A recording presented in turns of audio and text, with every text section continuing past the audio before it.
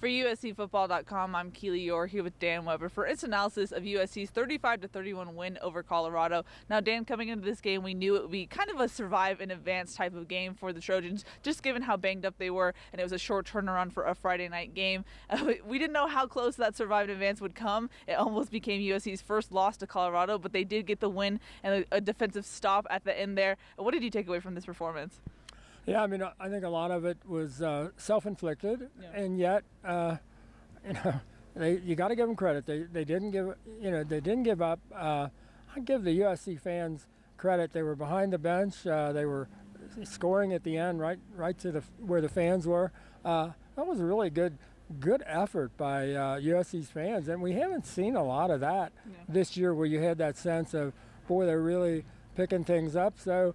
They're in that position where they still have, the control of their own destiny. They obviously got to beat Oregon next week, but I would guess the people that had the hardest night tonight are probably the Utah team watching this game in their hotel or wherever they were, thinking, okay, we got these guys, they're going to be out of the way, and now they're not out of the way. They're still standing.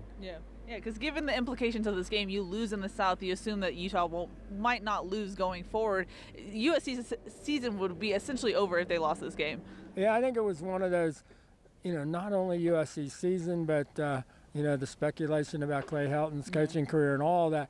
There was some finality, to this game if they continued, and, they were down 2 scores there in the second half, and if that continues, there was a lot of trouble. Clay Helton said on Wednesday he was excited about the wrinkles that Graham Harrell put into the game plan this week, and we saw some of those pay out. USC using more 5 wide, using Amon-Ra St. Brown as a running back and putting him in motion in that sense, and he told us that he hadn't really played running back. He played it his whole life, but he hadn't played it since his sophomore year of high school, but he looked pretty natural at that position. And then Keaton Slovis showed signs of greatness, shows signs of being a freshman, but he threw for over 400 yards tonight. What's your assessment of this offensive performance? Yeah, I mean, he had to have this kind of performance, and, he could not have started better, couldn't have had a worse second, series. So, there was that. I thought he stood in there tough. I think, he got drilled a couple of times delivering the ball. He took some chances, probably shouldn't have taken them. He got away with it. That's what you do. You just say, well, we got away with it tonight. I think they felt like they were really lucky. They felt like they played really hard to come back and played for one another, and just hoped they were going to be able to make enough plays at the end. It turns out they were. I mean, they fell on the ball bounced the right way. Sometimes they all said the same thing. Sometimes it doesn't. And for us, sometimes it doesn't. Tonight it did. Yeah. In terms of the survive and advance that I talked about, and specifically looking at this offensive performance, this was a Colorado defense that was not good. We knew that USC had an opportunity to put a lot of points on the board, and they went 3 and out. They didn't have success during some parts of the game. Do you criticize this offense for this performance, even though they came out with a win? It's hard in some ways. If you've lost your top 3 running backs, you've lost your quarterback for the year. It's a little difficult thing. I don't think anybody knew what they were talking about with the wrinkles. I thought they were going to figure out some new ways to get the ball to Keenan Kristen. Didn't exactly do that. I mean, he was more traditional power off tackle stuff, and they didn't block it so well a lot of times. They've got to start being more consistent running the ball, because if you run it up in there and you say, okay, now's the time we got to run the ball, and if you lose a couple of yards on first down, now we're 2nd and 12, you can't run the ball. They have too many of those plays where they just have one guy a breakdown, or they don't recognize the defensive twist or a blitz or an overload or whatever. And I think they got to get better doing that. But again, they're really young, so. You've got that, but they played hard, and so we'll give it. They played hard when they had to. There were times you wondered if guys were just taking a play off or whatever, and you'd have a long touchdown. Somebody'd miss a tackle, they wouldn't get somebody over, and boom, they're gone. I thought Colorado probably deserved better, but then they did a little bit of screwy stuff at the end. They were taking timeouts for USC, throwing bombs when they were leading. Didn't make. I think they took 2 timeouts for USC. In effect, USC didn't have to take a timeout. It was a little odd how that game played out at the very end. Yeah, Clancy Pendergast was asked, did you expect Colorado to go for it at the end there? And he said, yeah, I thought it was 4-down territory. So how much of this is Colorado just shooting themselves in the foot? Yeah, I mean, that's Colorado. That's why you lost 4 straight. Yeah. I give them credit, again, in terms of crowd. They ended up with, 49,000 and almost 50,000 people here. A cold night, Friday night. They've got 3 straight losses. They lost the last 2 games 76-13. So, I mean, they had nothing going for them. And you saw Steven Montez playing like the guy they thought he might, be all year. You saw Laviska Shenault playing like the guy you thought he might be. That didn't happen last week so much with the 2 stars at Arizona with Khalil Tate and J.J. Taylor. But you got great games out of those 2 guys, and USC still somehow with Michael Pittman, Amon-Ra, Keaton, guys like that, and a bunch of young guys on defense who just, here and there made a play or didn't give up a play. Yeah, I think it's worth singling out Michael Pittman and his performance tonight. He's a guy who defenses all season long have singled out as the weapon for USC. They put him into double coverage, bracketed him, but you can see that when they do let up, when he does get behind defenders, he makes them pay. That's why he's the weapon that defenses circle on their game plan. And he doesn't take plays off, and he's as aggressive as you could possibly be, and be an offensive wide receiver. I mean, he got a penalty there at the end for offensive pass interference, and they just kind of shook it off. I mean, they were back to the 17-yard line after the 15-yard penalty, and they just put it in gear and kept on making plays. And you got to give them credit. I mean, that was good stuff. Yeah. Now, when it comes to this defensive performance, I feel like there's a lot of factors that you have to weigh into it. USC did have a lot of injuries. I talked to Clancy Pendergast about that. He said that he told his team coming into this game, we're going to need everyone in this defensive room just because, 1, the injuries, but 2, the altitude, and it's going to tax all of us. But it also seems like they were a little bit too happy about their performance against Arizona last week and maybe didn't come ready to play exactly how they should have against Colorado. Yeah, I think they took it easy on them this week. They didn't go full pads. Maybe not the worst decision. If you can really get through to them, that doesn't mean you're not going to have to play physical tonight or fast or really tackle people. I thought the tackling was pretty poor. Mostly not a good job tackling. A lot of arm tackles, a lot of reaches. Not a good job again on a quarterback keeper for a touchdown. They just, a breakdown completely on the long touchdown pass where, they weren't there. They weren't going full speed. I thought too many times we saw them not going full speed, not just playing, coming up there and really hitting somebody. And that's obviously got to change. They got an extra day to get ready, whether that'll be a good thing or a bad thing for Oregon.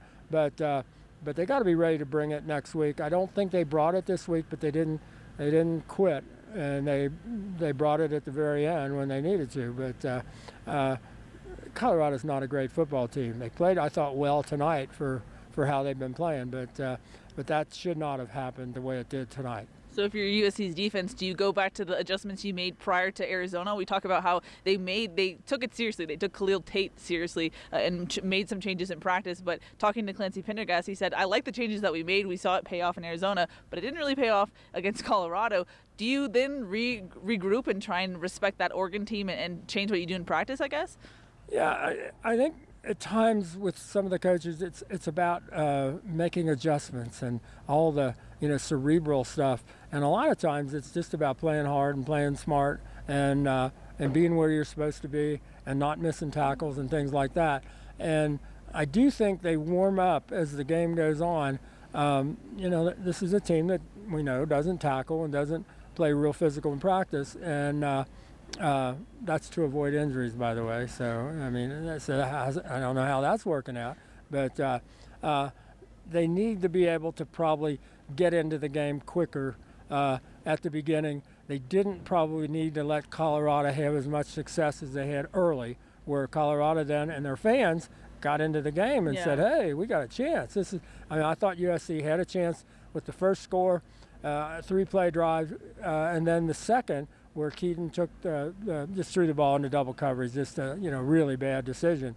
And they could have probably buried Colorado down 2 scores, and they're, here we go again. And they let them come alive and let them, I think they scored on drives of 77, 70, and 65 yards. You can't do that with Colorado. You just can't let them do that. Yeah. Now, as far as injuries go, USC came out pretty much unscathed. I know Keenan Christian was a little gimpy at one point of the game, but he didn't mention anything in his post-game presser. And then I know Keaton, like you said, Slovis, I should clarify there, took a shot pretty hard. I think it was to his thigh, right above his knee. And then someone said that he also had a cut on his finger. So that's just something to watch for. Drew Richmond was someone who came out of the locker room late at the beginning of the game. He got some work in, but then didn't finish the game. I've heard that he has problems with altitude, so I think that's where that issue lied, and the altitude was pretty heavy or thick today. So what do you take away from the injuries? That they came out relatively clean. We don't have a full sense of who's going to come back. I did talk to Christian Rector a little bit, and he sounds like he'll be good to go for Oregon, so at least USC gets a positive there. Yeah, I mean, our coach Chad said he thought Christian looks like he's going to be there. And he was disappointed in the defensive ends. They got one sack between them, and just they had chances and didn't take people down. He said he didn't know where Drake Jackson stood at all.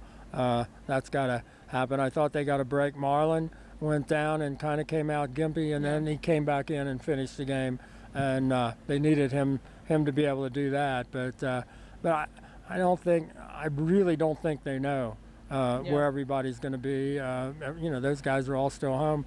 They've been, gone for a day and a half, and they just don't know. Yeah, someone I did forget to mention was Chris Steele. He didn't actually make the trip to Boulder. Clay Helton told reporters on Wednesday that Steele tweaked his knee on Tuesday, and so that seems like it was bigger than or more important than what we originally thought, just because he didn't make the trip. So we'll see more on that on Tuesday when we get to talk to the team and whatnot. But Dan, going forward, this team is not consistent. It's hard predicting what this team will do, just because it's a different team almost each week. Going forward, this is going to be a tough Oregon team in the Coliseum. What do you expect going forward?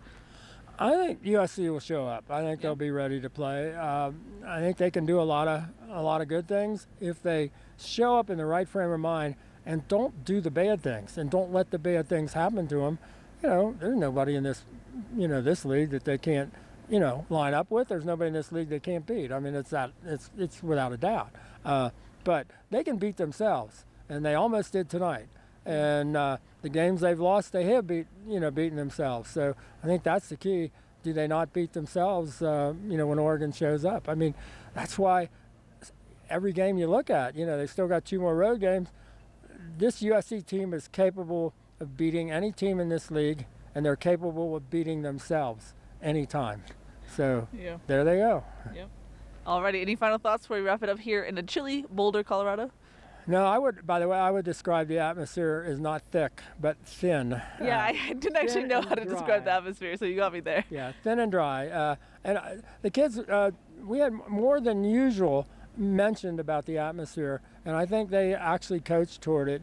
And I think that was one of the ways they got guys in the game, and they stayed with it. They put Britton Allen in there at the end, and they just said, we're going to play everybody who was in the room, according to Clancy, and they pretty much did. Yep. Alrighty, that's going to wrap it up here in Boulder. For Dan Weber, I'm Keely Eure. For more, check out uscfootball.com.